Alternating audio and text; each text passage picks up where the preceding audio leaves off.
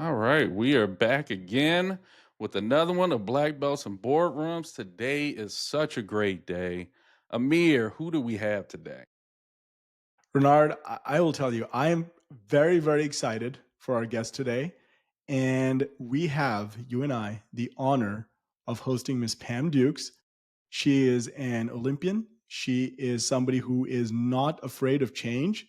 And she has some very, very wise insights based on her book that I recently read. So, what I would like to do is introduce Miss Pam Dukes.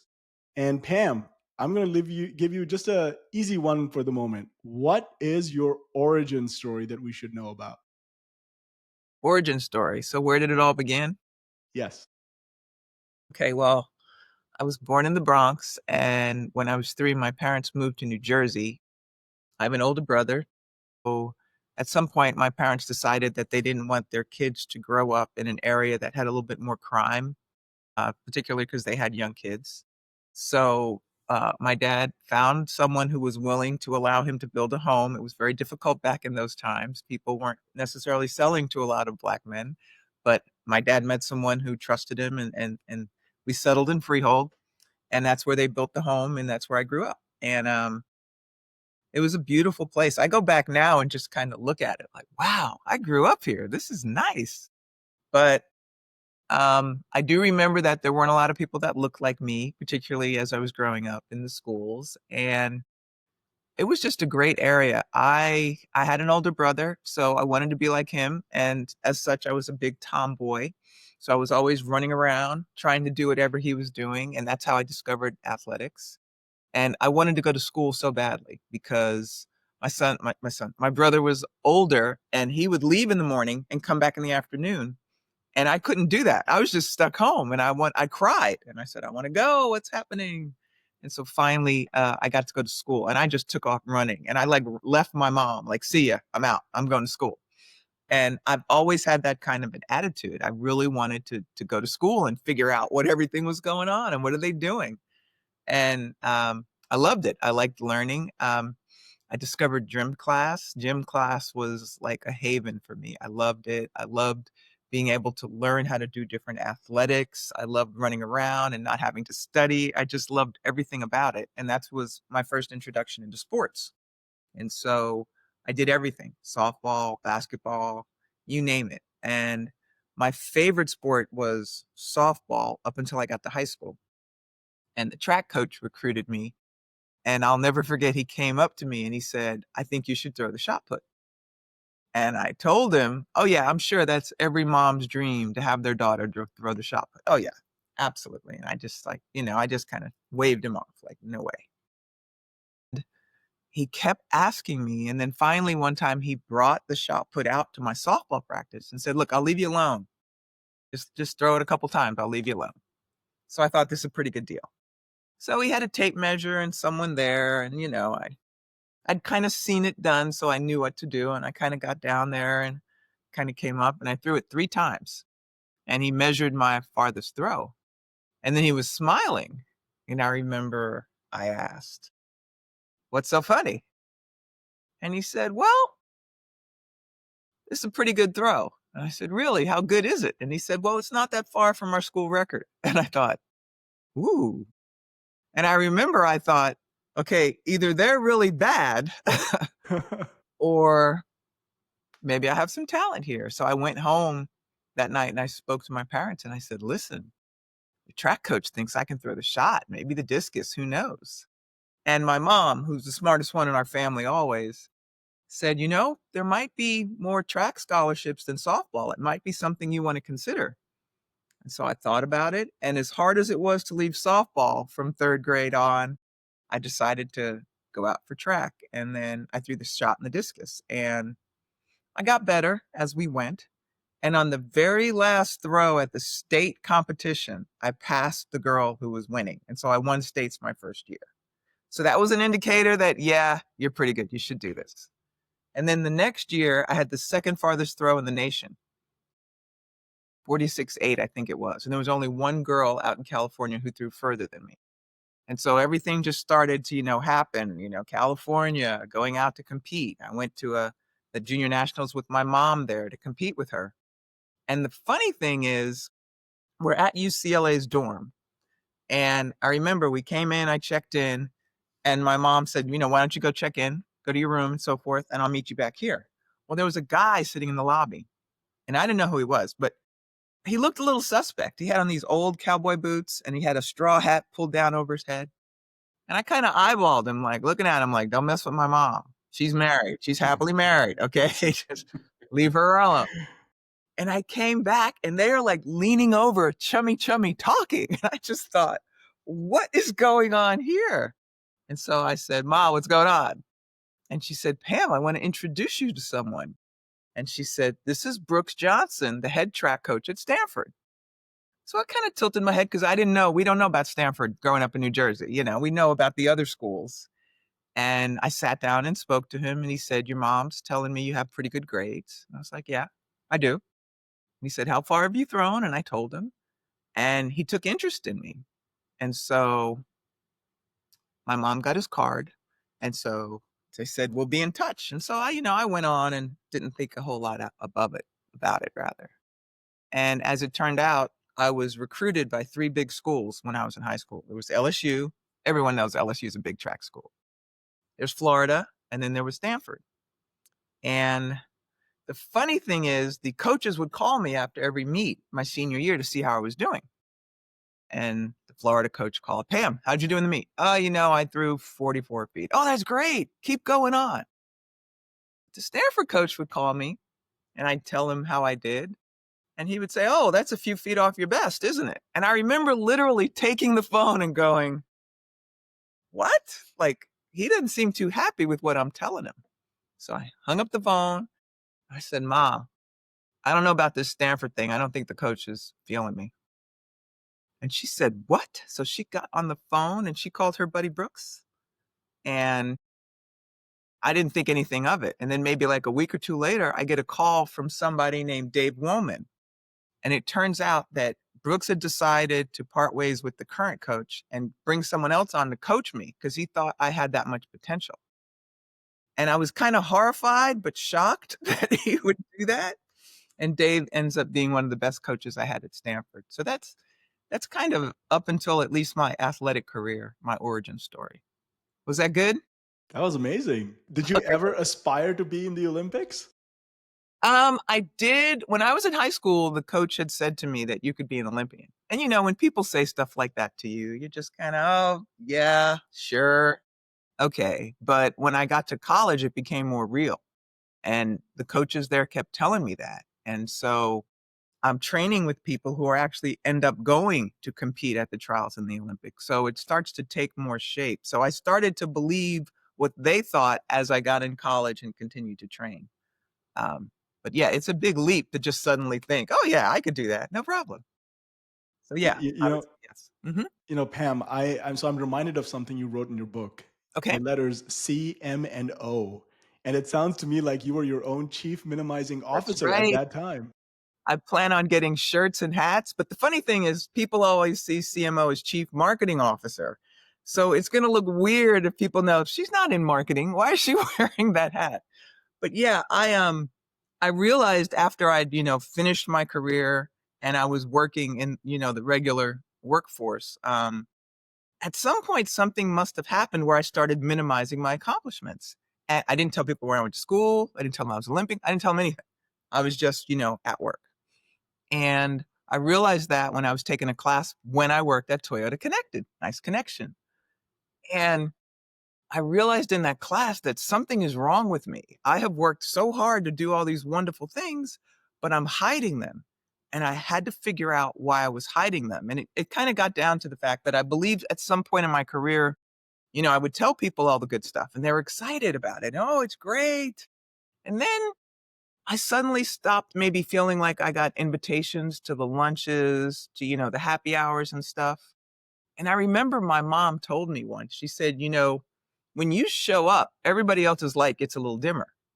I was like, what? Can you tell me something useful, Mom? What am I supposed to do with that? But she said that sometimes, when people find out some of the things you've done, they may, want to not have you in the circle or so forth so they can stand out and be the star. And in my brain, I think subconsciously, I said, okay, I'm just going to hide this stuff and just be a regular person and nobody's going to know. And then I will be able to be accepted because connection and being part of the group is very important to me. And again, when I was in that training class at Toyota Connected, I realized I was doing that. And first of all, I was horrified that I would minimize anything. And I still remember when I was working with Nigel Thurlow at Toyota Connected, and we were leaning against the coffee bar. And I told him once, I said, you know what? I think I can connect my athletics and my history as an Olympian with what we're doing in Scrum. And he looked at me like, as a what? He had no idea. Doesn't read resumes. He had no idea. And it's to the point where my boss didn't even know about me. So at that point, I realized, okay, nobody works this hard to minimize what they've done. And I need to use my knowledge and my skills for good. And so I did kind of a complete 180.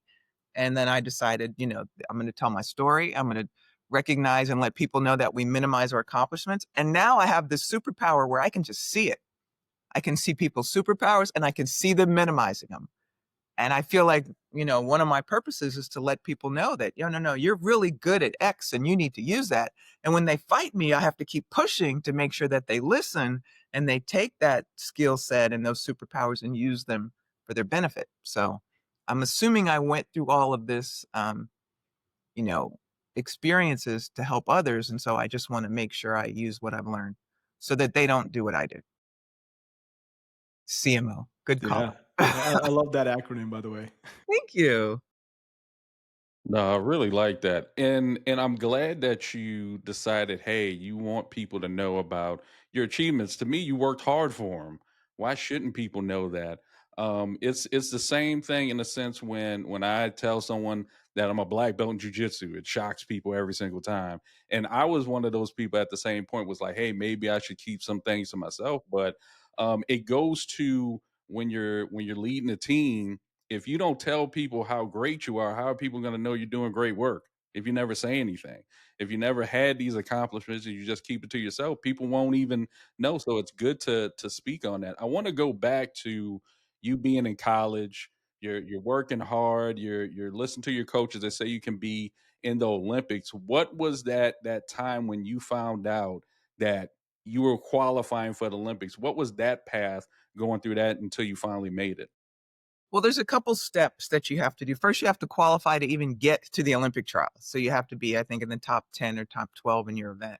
And then, later on, they developed an A standard. So you have to actually have hit that standard. And then if you're in the top three, you automatically get to go and compete. If you don't, you have a certain timeline where you need to hit it by this date to go compete if you've been in the top three. And if you don't hit it and there's someone below you who has, they get to go instead.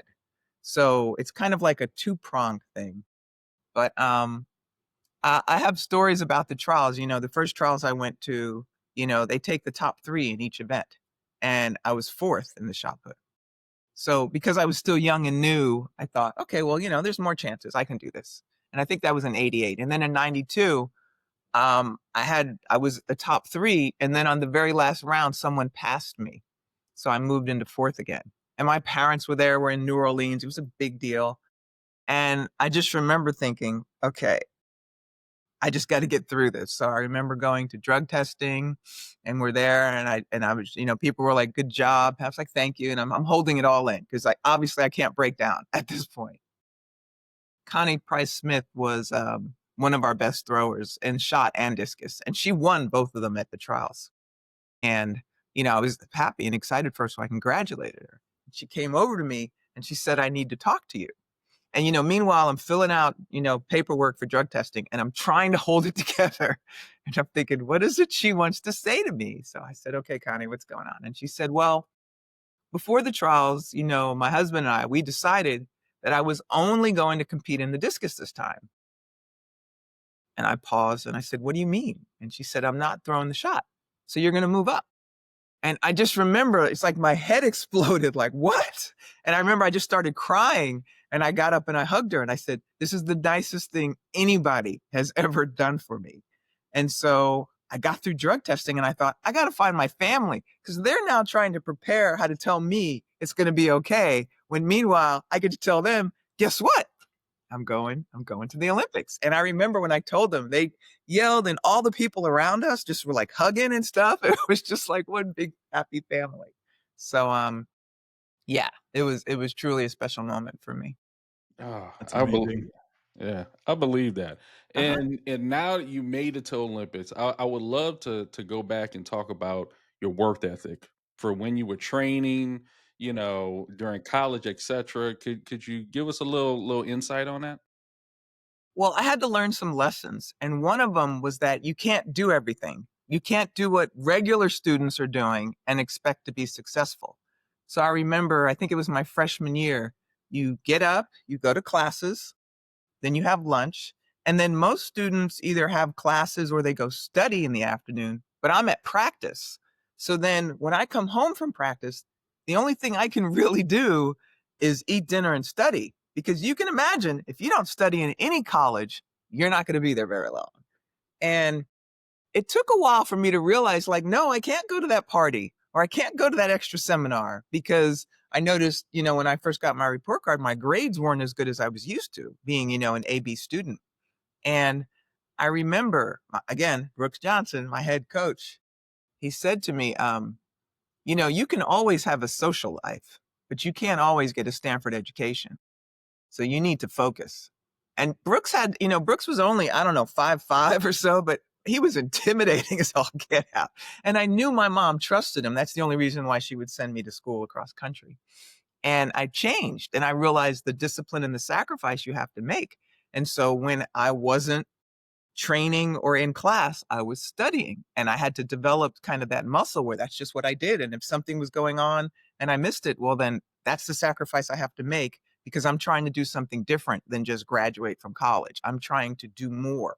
I'm trying to make an Olympic team or like win nationals or whatever it was. And I'm trying to be, a great student. And it's kind of a sobering thing when it hits you, when you realize that, I've got to really focus on my studies. And I'm surrounded by some pretty smart people. Stanford is definitely a little intimidating, because you find out people and you hear they only got a few wrong on the SATs and stuff, and you're just thinking, what am I doing here? These folks are really smart. But at some point, you just accept that, you belong there and you can do it. If you apply yourself, you can do well. And so that was the big thing. I would say discipline is probably the most important thing. And again, I watched my teammates, I did what they did. If there was a group going to the library, I would just go with them. So now I'm with my folks doing the same thing. And then you don't feel bad or weird or anything. You just feel like this is what we're supposed to do. That's amazing. That's tremendous resilience and strength at the same time.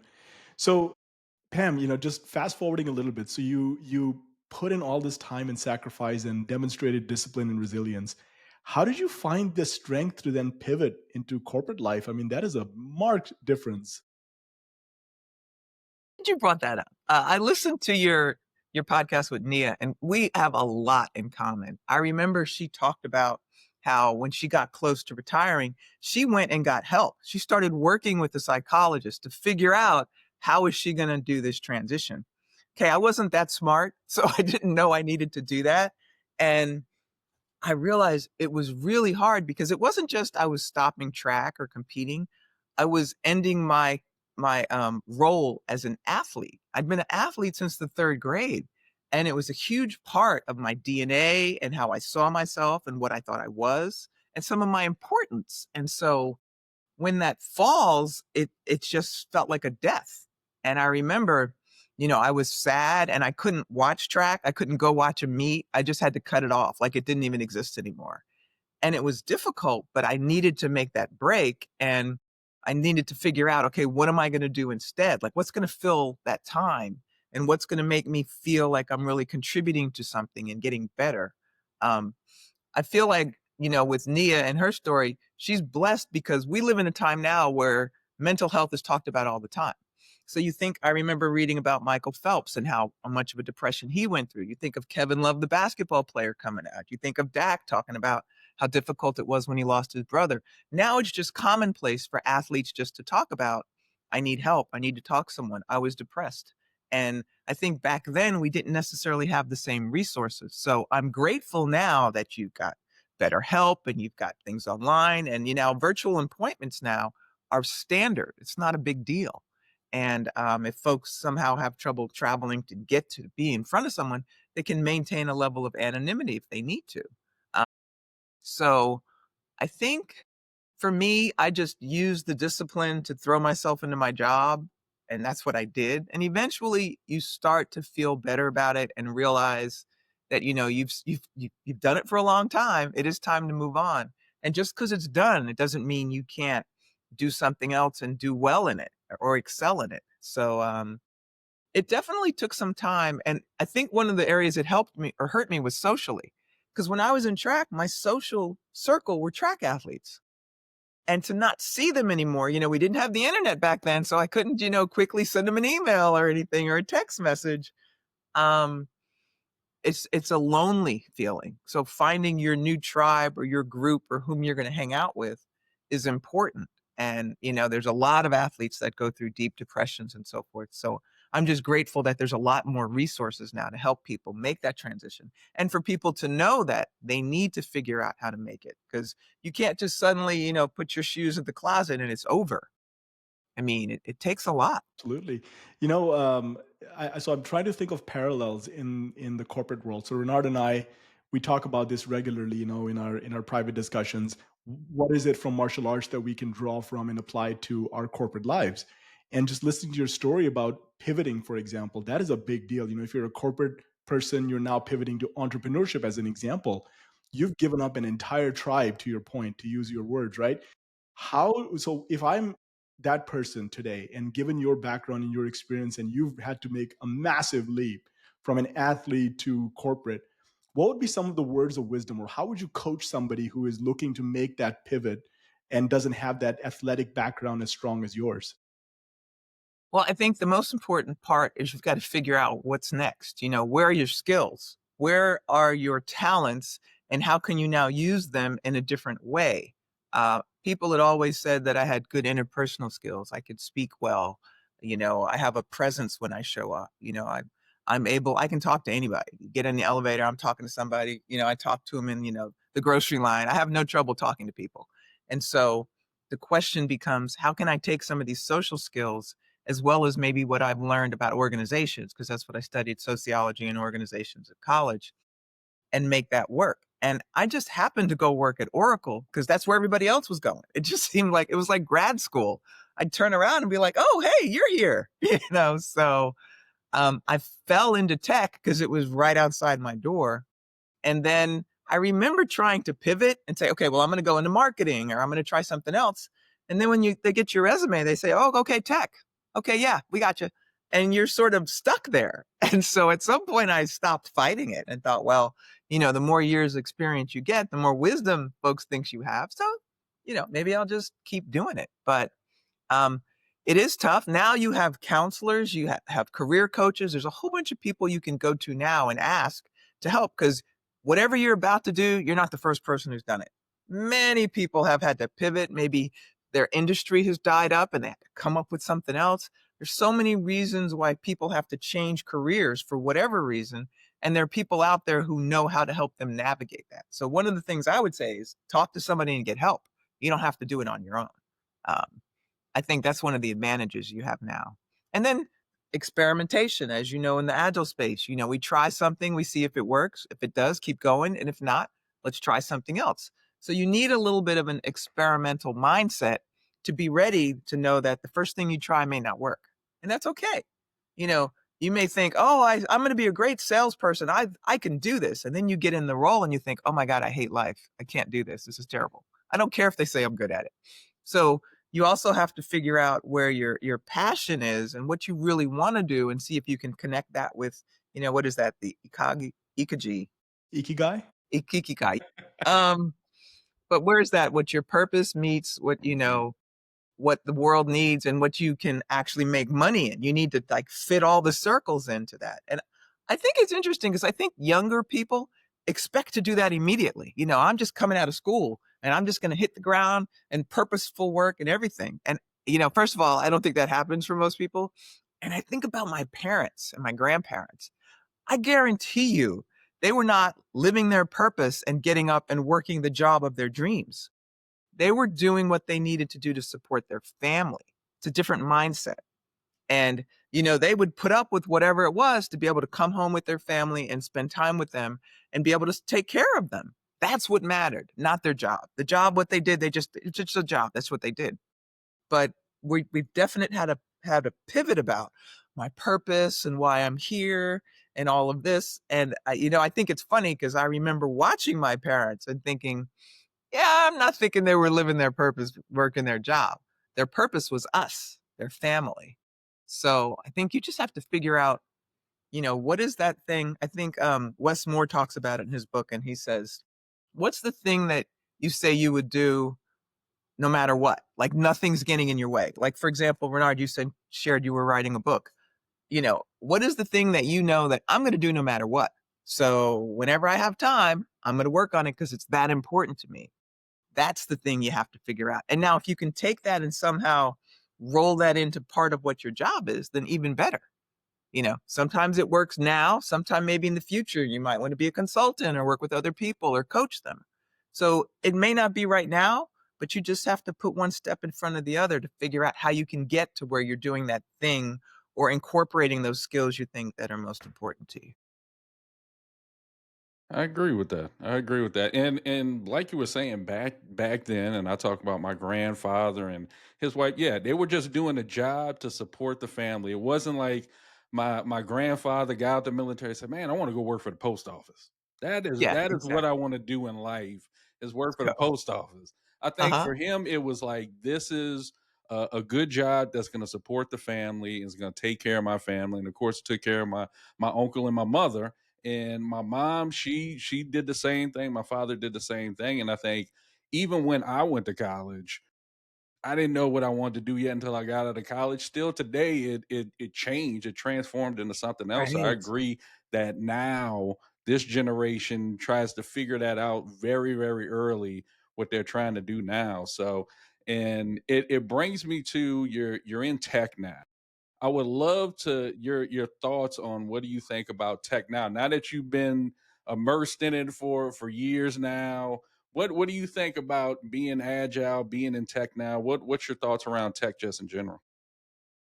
Still like tech. I still like technical people. The thing I like most now is my experience because it's the been there, done that. A lot of times when I talk to folks, I say, look, I've been doing this over 20 years. So if you got some other magical way you think this is going to happen, please tell me. But if you're asking me, this is what I think we should do. And sometimes folks listen to you, sometimes they don't. And I say, okay, let's experiment. Let's see what happens. And then if it doesn't work, I just sit there like, huh, we had hoped that worked. Well, what can we try now? And then maybe we'll try the thing that I suggested. So there's still an effort to influence and make sure people, you want to just stop the pain. You want to make things easier for them. So you want to provide recommendations, ideas, and thoughts that you've done before, but then every company's different. So what you did at company A doesn't necessarily work for company B. So you have to be able to influence. You can't tell people what to do. You can suggest things and we try it, but it's a collaborative decision making process. Like, even though I'm a boss, so to speak, I'm fortunate. I have such great team. I don't have to tell them what to do. If anything, they give me ideas of things we should do because they're that good. So when you have that kind of environment, it's just great. We strategize like, what should we do next? I'm thinking this. What do you think? Okay, let's go do that. It's not about ownership of the idea. It's about what can we just do to help our teams make them more efficient and make things easier and get things in the hands of the customer. It's very simple.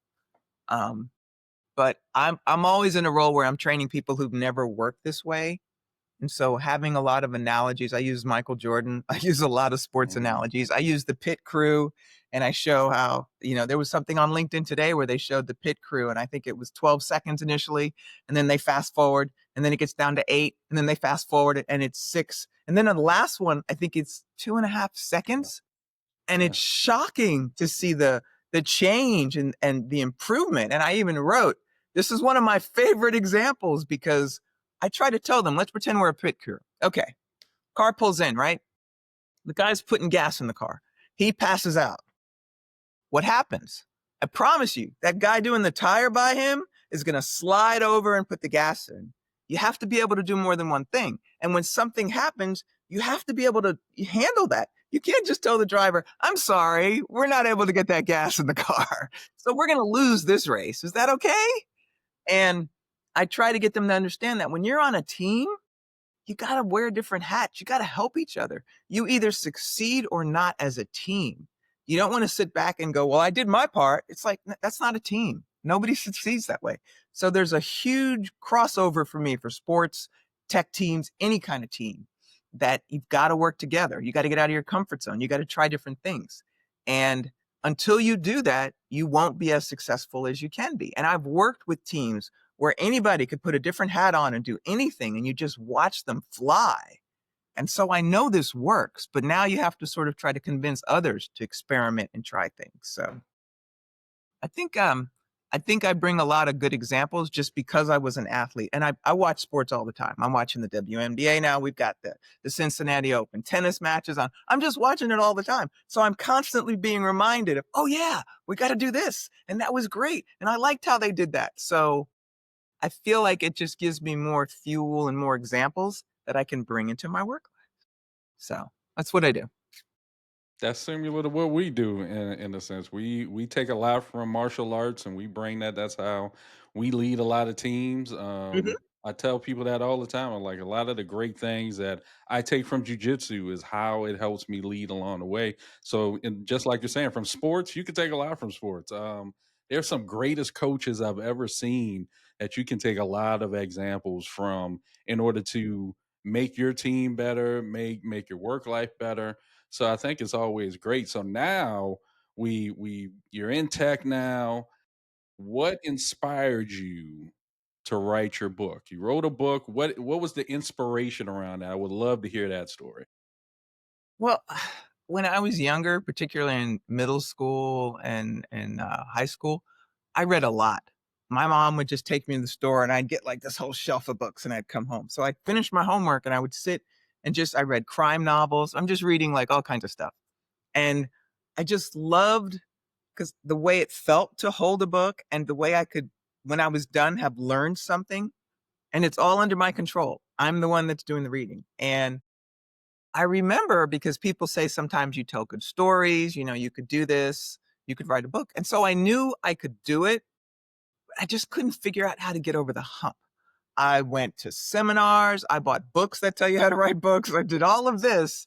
And I would, write a page here or there. And it's like other things had a higher priority and took my time away from actually doing it. And I feel blessed because someone found me on LinkedIn because I live there, and they actually owned a publishing company. And they said, I think we could help you.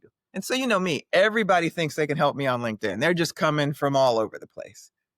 And he said, yeah, I think I can help you. I've got some ideas for a book title and stuff. And so, I just hit return. I'm like, okay, I'll buy it. What kind of ideas do you have? And so then he sent them and I looked at the titles and I thought, wow, that's pretty good. That's good. I couldn't find fault in it. And I was like, huh. And I just thought, maybe this is the sign you need, Pam, from the universe, that you're not going to get there on your own. There's always going to be something else pulling you away from getting you to do it. And so I thought about it and I decided, okay, I'm going to work with this person. So they helped me organize it, they helped me write it, and they helped me publish it. And it was great because I already had the chapter titles. I had those chapter titles, they were ready.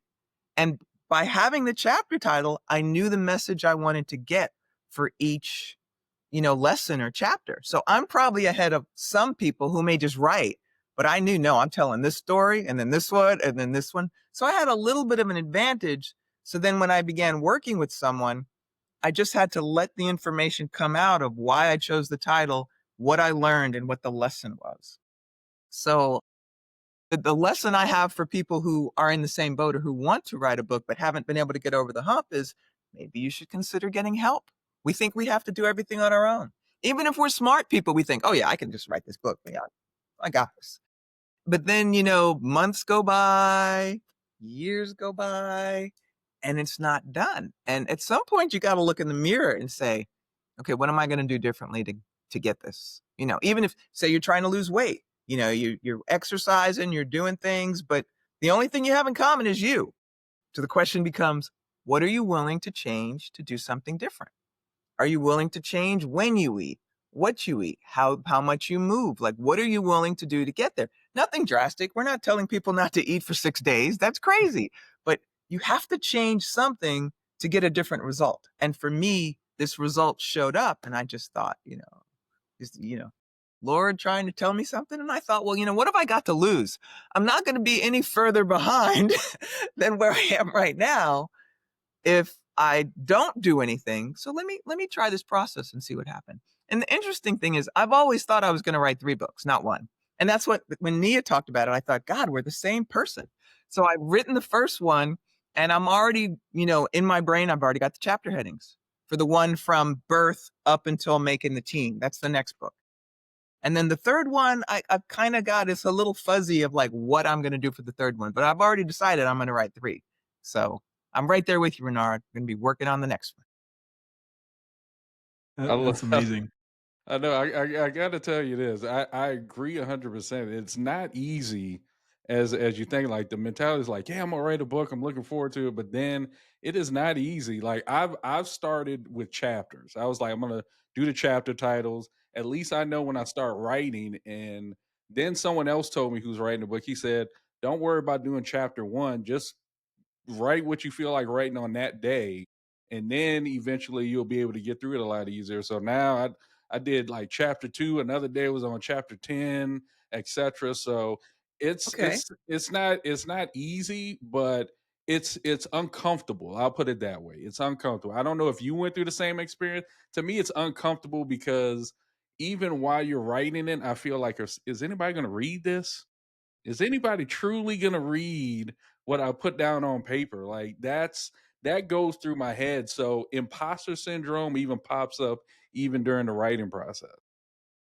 That's why if you work with a coach or you have someone helping you, they can get you through that.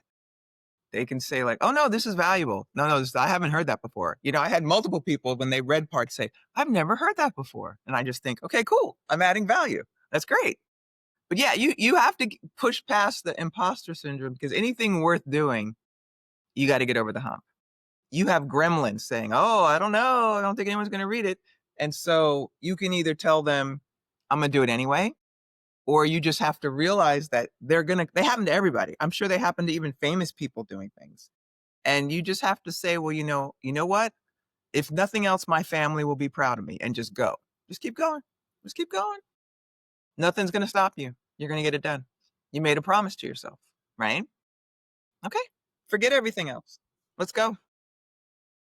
I I'd be a mean, good coach, don't you think? I yeah, think that's I'd what I be was about to say. I was about to tell me. I said, "You just gave me my pep talk right now. Yeah, I'm ready to go after this podcast. I'm gonna be typing away. She just gave me my pep talk." yes. yeah. Excellent. No, Yeah. I get that. So Pam, Uh-huh. in my head, I think there's 5 books that I need to write in my lifetime, and Okay, see, he's got to go. Why does he have to just, no, supersede whatever it is we're doing? Okay. Okay. All right, Mr. Amir, 5 book man. What you yeah. got? So, but I'll tell you why. I'll tell you why. So this is maybe about 6 years ago or Hmm. so. My wife was always telling me, you write really well. Because I've always had a fondness for reading and writing, like yourself. I Okay. found myself in libraries regularly, and if not libraries, Borders or Barnes and Noble. Those were my hangout places. And we didn't grow up with much, so I would spend many hours in Borders and Barnes and Noble because the library obviously didn't have that book. So I would sit there, read, and just take my notes and whatnot. But about 6 years ago, my wife said, you should really learn how to be a public speaker, and you should really then craft your skills in writing. So she pushed, and eventually we found certain avenues. I would give talks, and I would prepare for the talks by writing, and before you know it, I was writing 3,000 word documents just to get ready for a talk because I didn't feel confident to just speak ad hoc. So, obviously now it's many years later. I now feel confident in saying, okay, there's at least 5 books I want to write. And I realized in the process, it's not so much about if anybody's going to read or listen to me. If there's an itch, I'm scratching that itch. I don't care. If there's anybody else that has an itch, it's my itch. I need to scratch it. Well, the only other thing I would say is don't you be the CMO for you, Yeah, no, right? and I love those letters, by the way. I read that in your book. I was like, this is spot on. I'm going to use these letters because it's so powerful the way you framed it. And we all do it. Like I'm guilty, 100% guilty, you know? Yeah, we got to get out of our own way. And that's why I always encourage people to have a coach. People write me now and ask if they could coach me. And I think that's great. But Pam's good with coaching. I've got like 3, 4 people are pouring into me all the time, all the time. So when I have any kind of doubt, they just, snap me right out of it. Like, oh, no, no, you're doing this. You're doing great. Don't listen to that. Let it go. Okay. And I saw your post about, inviting people to come to your coaching, your book coaching sessions. I think that was fantastic. You're not only somebody who's paying it forward, you're inviting people to take on the hard stuff. Yeah. And it's funny, I had the format of that set up. So the first question I was going to ask them was on a scale of 1 to 10, 10 meaning like, I'm not sure I can go on if I don't get this done. Where are you on feeling like you need to get this book done, your first book? And the thing I realized is if you're not a 8, it's probably not going to happen Mhm. because like 3, 4s and 5s, it's a nice idea. But you're not gonna put any blood, sweat, and tears into that. So you have to get to the point almost where you're just disgusted that you haven't done this. And you're willing to do something different. Like I said, there's someone I'm connected to on LinkedIn who's a book doula. So he apparently this is what he does. He talks to people who want to write a book and he probably has a process. And I'm sure there's some cost to it. But again, are you willing to invest in you? How important is it to you? It was important to me. So that's I, why I I did it. I feel like quoting Dan Sullivan. It's who, not how. If you've read that book, it's sometimes we like to believe that we want to learn how to do everything, but Mm, there are other people who are better at that than we are. It's just a matter of finding them. So coaching is absolutely right up there.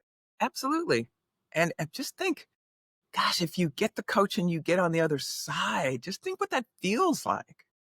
I remember telling my son, I wrote a book. And he's like, okay, but he's 16. He doesn't understand. But when he gets older, at some point, he'll be like, my mom wrote, hopefully by then it'll be the 3 books I've talked about. And that'll inspire him like, well, maybe I could be writing or something, you know, why not? So So as parents, I will share this with you. I think you say the same things that I say to my kids. One day you're going to discover my writings in digital format and in analog format. oh my gosh. And it won't be a big text message. It'll actually be a book. Right, right, right. Wow, It's that's good. amazing. Well, Pam, you're a leader through and through, and I can't help but ask you this one other question about, how you craft your leadership skill. You talked about practicing it with your team, but how did you decide for yourself that I'm just a natural born leader, or maybe I have to train these specific skills? What was that process for you? I want to know about the journey that Pam took for just strengthening that leadership muscle. Was in gym class. Everything goes back to gym class. And once I developed some sort of skill or talent for what we were doing, they usually pick the best people to be the coach. So at that point, I was either the coach of one of the teams, I was the first picked. So I'm already in that kind of pole position of having a big influence over the team. And I remember just observing things about making sure that the team worked together and not like me out there trying to show how great I am to win the game or whatever it was. And so you're sort of harnessing these skills to help others. And the reality is, sure, it's cool to win, but your grade isn't, tied to whether you win or lose. So it's gym, let's just have fun. When we leave here, nobody cares if it was 10-0 or 5-4. So I think that's where it first started. And then having, become an elite athlete, when you say the word Olympian, you're just assuming they know what's going on. So that and my stature, and I think my parents, because my parents always had that presence where they could, help the family, talk to people, kind of take charge of things. I think all that came together. And when I was first in my work experience, I observed the bosses because we all know we've had bosses that we think were great and wish would never go away. And we've had bosses where we just thought, yeah, this is not good. And so if nothing else, you learn, I'm not going to do that. I've had some great bosses, and I had one that I remember getting into an argument with a leadership person. Looks like my son's coming home, and we were back and forth kind of through the email, and we came in the next day, and my boss asked, "Can I see you in my office for a moment?" So he spoke to him because he's a higher leader, and he spoke to me, and he just looked at me and he said, "Pam, you're a leader." And you could just see the anger and the disappointment in his face, and I remember I just hung my head, and I was like, "You're right." He's like, "You can't do that. You must always take the high road." And just that statement to me stayed with me, and I realized that, okay, I've learned a lesson now. I can't do that. I have to think higher. So I try to take from other leaders that I've had that were great, but the most important thing is that I ask myself, how do I wanna feel? How do I wanna feel supported? How do you feel when your leader takes your idea and says it's theirs? I don't want to do that. How do you feel when every time you ask for something they say no, or when you try to help others they try to pull you away or something? It's not good. So I really want to do the thing where if it was happening to me, I would feel good about that. Be supportive. My job is to help them get better. And when you hire smart people, you don't tell them what to do, you let them tell you what to do. And it takes a while for you to understand that because you come in thinking, oh, I got to redesign the world and here's what we're going to do and here's my framework. Yeah, no, you don't need all that. You've got smart people around you. Leader doesn't mean I have to answer all the questions and tell everybody what to do. Leader means I've pulled the right people together, and together we're going to figure out what's the best path, and we're going to come up with the plan, and we're going to go together. It's not the Pam plan, it's the team. And I've always been very open to being flexible about that and realizing, I have no trouble telling my team, You're doing great. That's a great idea. Let's do that." And make sure they know that I appreciate that. And I'll even say, well, so and so suggested we do this. I think we should. I'll throw their name right in there. It's not the Pam thing, it's their idea, but let's do it. I support it.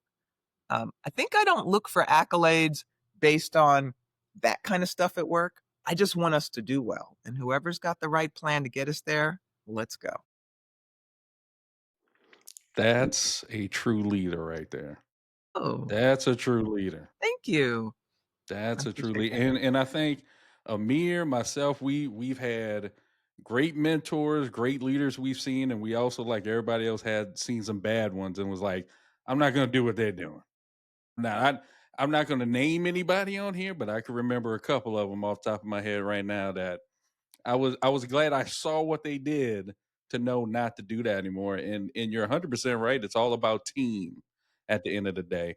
You're a leader, but you're hiring some smart people. Hmm. So it's not always your answer that needs to be the right answer. It's the team. I know I say myself. I always tell the team. I was like, if you got another idea, tell me what the idea is. Let's talk Right. about it and see if it's going to make sense for us Well, to yeah, go forward. and you also want buy-in. So Hmm. you want to solicit the right information and so forth. So we just go with the best idea, you know, period. Do you ever get into arguments with your team? Like somebody wants to No. outshine? Yeah, my team's too smart. I wouldn't even try it. No. And I mean, I know like I have used to have a bunch of Kanban boards at home and we have all these things that show we still support it even when we're not doing the work thing. So I know that it's beneficial and helpful. So yeah, I'm fortunate at this, point in my career that I get to hire and choose the people I work with. And I mean, I'm fortunate because at some point you get the spidey sense where you can tell this person's good or yeah, I don't think this is going to work. And the nice thing is if I think it's going to be great, then the people that they interview, the tech leads and so forth, they come out like, "Oh yeah, hire her. She's great." And it's just like, "Good. I'm glad you agree." Okay, good. You got to get through them. I tell them I'm not the hard one. They're the hard people. You get through them, we're good. So, yeah, it's a good space to be in. I feel very blessed. No, it's good to hear that hiring philosophy because I think every leader, after a while, you've made bad hires, you recognize what not to do. Early on in our careers, I'm sure we can all share examples. Is there like a trigger for you that you look for right away for a new candidate that you're interviewing? Um No, I just, you when you ask a question, like this is kind of the right answer and this is not. But I mean, I have interviewed people and they have told me to my face when I say, "Well, tell me what you know about this." "Oh, I just put that on my resume." And it's just kinda like, am Wow. I being punked? Like, what is Wow. going on? Um, it kinda breaks my heart a little bit because I feel like they haven't been coached. They don't realize there are things you do, the do's and don'ts of getting your next job, and making sure your resume is accurate and having good references and being able to speak about your previous roles and what value you added and not just, I was a scrum master and I had 3 teams and I helped them deliver. And it's like, well, tell me how. Well, we increased velocity by 40 points. It's like, well, great. How? Tell me, like, give me the magic. What did you do? What did you notice they were doing that got in their way? How did you take the blockers away? Like, you got to tell me a good story because if you can't, I'm wondering how are you going to help our teams? I need to know you've done it before. And now you're just coming in and you got this. So it's hard. My heart breaks for some interviews I've had. And I just know, like, you can just feel it turn in your head, like, oh, yeah, this is not going to work. But So, I so just, Pam, I'm going to ask you the AI question because it's hot topics these days. uh huh. What's your take on AI and hiring then? Um, what's my take on AI and hiring? So do you look for as a scrum master, as an agilist, Hmm. I think AI has some opportunities for that profession and that discipline. So is that in your radar as a tool to support your people, or do you have a different perspective on AI today? I would say I'm sort of looking at it. I'm only delving in it, at the initial stages. But for me, with our teams, it's about the relationships with the team members. And AI can't do that. It's the conversations, it's the support, it's the one on ones, it's the helping the team get things out the way. I don't see how AI is going to do that. So while there are probably things it can do, it's those conversations and communications that I think are the most important in supporting our team. And if until I see AI can do that, then I know, no, I need a real person. I need someone. But it's nice to have someone who's interested in technology, who's not afraid of it. Um, one of my teammates had made the baby scrum master of me when we were in Bob Galen's class, and I posted it, and I thought this is the cutest thing ever, and it came from AI, and he just happened to make it for me. So I'm getting more into it, but I wouldn't say that I've gotten deep down and realized that, oh, that we're not going to need scrum masters anymore. And I don't know that that's going to happen. I think it's the relationships that are the things that really make the team go. And I don't see how, an automated voice or something is going to do that. So, Yeah, definitely align with that last sentiment. I think the more we get closer to an age of AI that's widespread, the more we will cherish and hold on to the humanity, and the relationships and the connections we make with people. If anything, it might just free up more time for that kind of activity. yeah, that would be nice. If it's, the repetitive tasks and things, sure, I can see that being great. But I mean, I like the connection. I like the talking and the getting to know and the laughing with, and I can't see AI changing that, at least for AI me. tells great dad jokes. Tell I'll you bet it does. that. I'll bet it does. Lord knows we need those, right? Before every meeting, that's right. That's good. That's good. And it's weird that we talking about AI. I feel like we just talked about this, and I always say that AI is not going to take over people's jobs in the sense it's going to take care of the low hanging fruit for you. Definitely, it will. It will become a helper, but it's going to give us a chance to start doing more higher level jobs are going to become a new thing. People are going to have new jobs that are going to come around because AI is going to take care of the lower hanging fruit for us. So I'm looking forward to seeing what's there. I think especially like when you're talking about agile and scrum, there's going to Mhm, be a place for AI. It might be right now, taking meeting notes, etc., getting everything else together in a sense, listening to those meetings and taking the highlights, producing mhm, those back. But I always think one thing we were always going to want, like you said, human interaction is something that's never going to go away. I like the connection. I know Amir does too. I like having those conversations. mhm, Connections are big for your career, just in general. So I don't see that ever going away for the most part. But AI eventually will become the norm, attached to almost everything in a sense. But It's the human interaction will never it's never going to stop. We're always going to want that connection. That's how we're built. We're built for connection. Yeah, So we're wired for it. That's yeah, right. we're wired for it. So we're getting around time, and I ask everybody, and I know I talked about this earlier. I want to know when you get ready for the day, either if it's you're working out or you might be getting ready for work. What is your theme music for the day? Well, I'm gonna give you multiple answers because I was just telling someone this morning, when I wake up, I put on Phil Collins when I'm at my desk. And I don't even know why. There's something about Phil Collins. I listen to Another Day in Paradise, any of his songs, sometimes Susu Studio, because when you Yeah. listen to it, you can't help but move a little bit and smile, and it just lifts you. And to know that that's always gonna happen just by playing that, I mean, and it's free, wouldn't you do that? So for work warm up music, I do that. But if I was going to do a motivational speech or a big speaker and they played a song, I had two I liked. I like Unstoppable because I think that's a great message, and I like I'm Every Woman. So either one of those, I would walk out on that and feel like, yeah, we're ready now. Let's go. Um, so those would be my song. I wouldn't play Phil Collins for those, but for everything else, Phil's my dude. Hmm. I'm a Phil Collins fan. I'll be Really? honest. I am. Some of the greatest music ever made from Phil Absolutely. Collins. So Yeah. that's a whole different show. That's a whole different Okay. episode. We I'm could talk there. about Phil Collins Let's go. and I'm in. Let's music. go. We Hit the can talk buzzer. about. Let's go. But we have had such a great time with you today, Pamela, and we thank you so much for being on Black Belts and Boardrooms. And but one more question before we go: what is one thing you want to leave for the Black Belt and Boardrooms audience? My God, I didn't know you were gonna ask this question. Um, I would just say, one of the things that I've been doing more and more is I surround myself with stuff that makes me feel good. So like I said, sports fan, I'm going to be going to watch the tennis in a few minutes. Um, Figure out what those things are that you enjoy and just try to add more of them into your life.